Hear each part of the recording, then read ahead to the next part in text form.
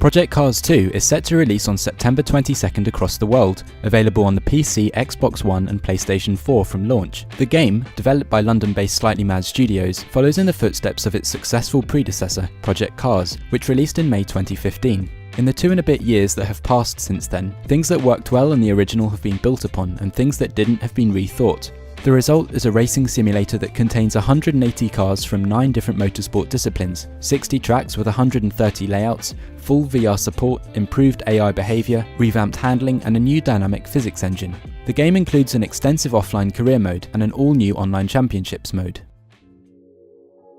Project Cars was often criticised for its relatively small selection of just 74 vehicles, but this has now been addressed with over 180 cars available from launch in Project Cars 2, from a wide variety of manufacturers, now including Porsche. There'll be cars from the 9 disciplines of motorsport and 29 motorsport series, including some historic ones. You'll see vehicles from vintage open wheels, such as the 1967 Lotus Type 49 Cosworth, vehicles from GT, such as the 2016 Lamborghini Huracan GT3 and the 1996 Ferrari F50 GT, Le Mans prototype vehicles like the 2014 Audi R18 e-tron Quattro and the 2003 Bentley Speed 8, and touring cars like the 2016 Renault Megane RS Touring and the 1971 Mercedes 300 SEL 6.8 AMG. There's also a selection of road cars including the 2017 McLaren 720S and the 1966 Ford Mustang Fastback, and even rallycross vehicles like the 2016 Mini Countryman RX and go-karts. Slightly Mad Studios work with automotive manufacturers and race car drivers to try and make the experience of driving these vehicles as realistic as possible. The number of tracks in Project Cars 2 is also increased from the original, with the addition of 20 new venues across the continents of Europe, North America, Asia and Oceania.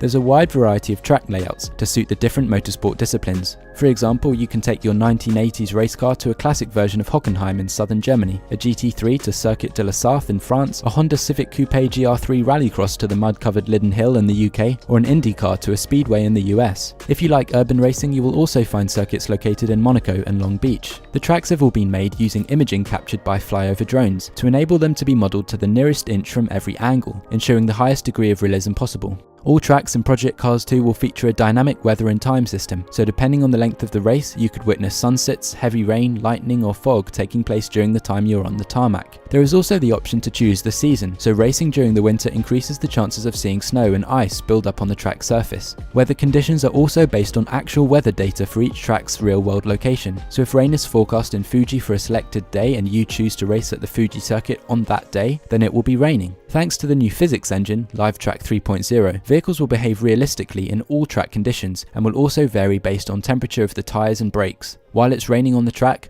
water will build up more quickly in areas of lower elevation, and on every track, Slightly Mad Studios have considered the drainage systems. When it stops raining and the sun comes out, areas of the track that are in the shade will take longer to dry out than those that aren't.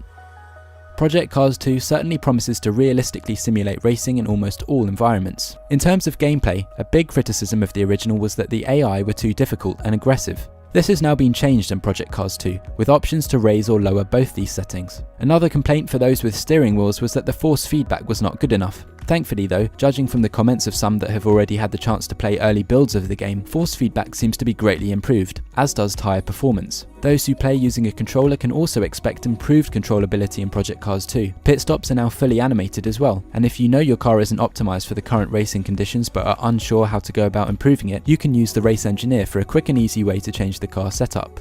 Unlike Gran Turismo Sport, Project Cars 2 includes a career mode that offers progression through participation in a variety of championships in one of 5 particular motorsport disciplines: open wheels, GT, prototypes, rallycross and touring cars. If you start out racing in one discipline though, you are free to change it for future championships, therefore either being a champion of your motorsport multiple times or an adaptable driver with titles across multiple motorsports. The game's career path allows you to start out in beginners level racing or jump straight in at a more advanced level. Once you've chosen a path, you'll be given the option to choose your vehicle, then prompted to choose the team that you want to race for, each one bringing a different livery to your chosen vehicle. At the start of each race, you'll have the chance to practice and participate in qualifying, as well as change the overall length of the race. Skip qualifying though, and it will start you right at the back of the grid. As you progress through your career, manufacturers like Bentley or Ferrari will begin to offer you chances to unlock some of their special vehicles, as long as you use their cars in races, gradually earning affinity towards these manufacturers. Project Cars 2 also brings a big multiplayer element to the table, with an all-new online championships mode designed designed to allow players to create a league format championship consisting of sequential rounds. Online modes will also sort players into lobbies depending on their racing style, so players who deliberately try to disrupt other players by driving the wrong way around the track will find themselves all in a race together. There is now also the option to search for and filter races by length, from short races lasting less than 10 minutes to extremely long races lasting longer than 100 minutes.